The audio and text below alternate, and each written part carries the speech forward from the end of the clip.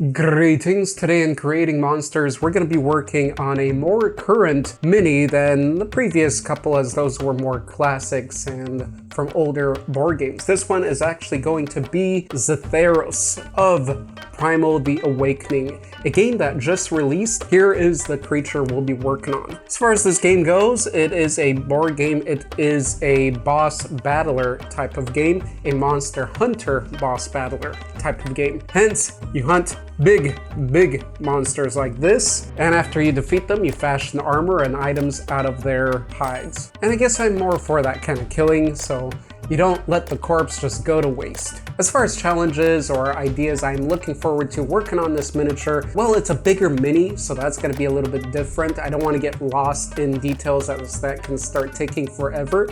So I'm going to be adjusting myself to how I work with this scale, and then I want to add some sort of story or hint of story element. Therefore, to do that, just using color, I'm going to use a more bluish green to signify the forest, the deep jungles that surround this monster. And that hue will be more present coming from the back, as in the front I want more contrast, more colors, more details. So with that, let's jump into it. And by the way, I did just do a unboxing looking at everything monster within that board game, so if you want to check out that video to see what other awesome plastic monster minis are in that box, I do have that on this channel as well.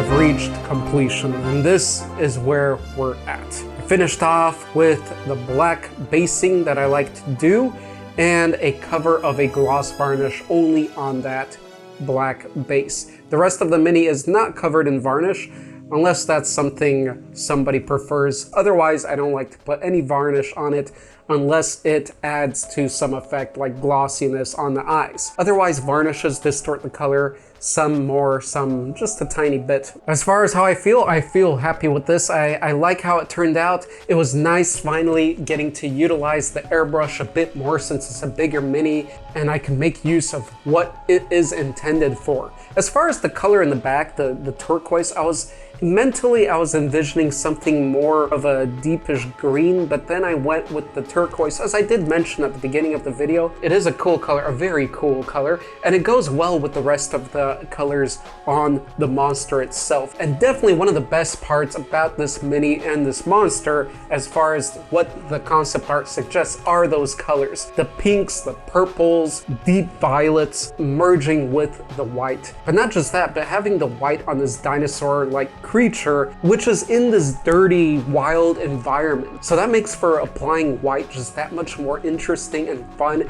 as you can definitely add those different tints and shades all throughout that white to make it more interesting. And in addition to all those feathers and spikes, just the mix of colors there I think worked wonderfully. With that, let's jump into the final reveal, the grand reveal. I'm borrowing that term just for this video.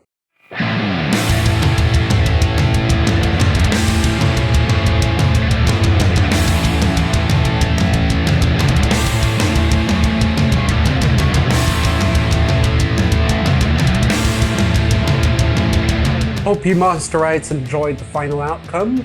As before mentioned, you can check out the unboxing of the core board game of Primal the Awakening to see what other awesome beasties were in there. I believe this one was actually in an additional reward box, so this creature is not actually in the core box itself, and therefore you'll see some other wonderful mighty beasts there. Other than that, here's some other work of mine and a video that, well, YouTube thinks you'll enjoy. So let's see if we can deem this algorithm monster correct.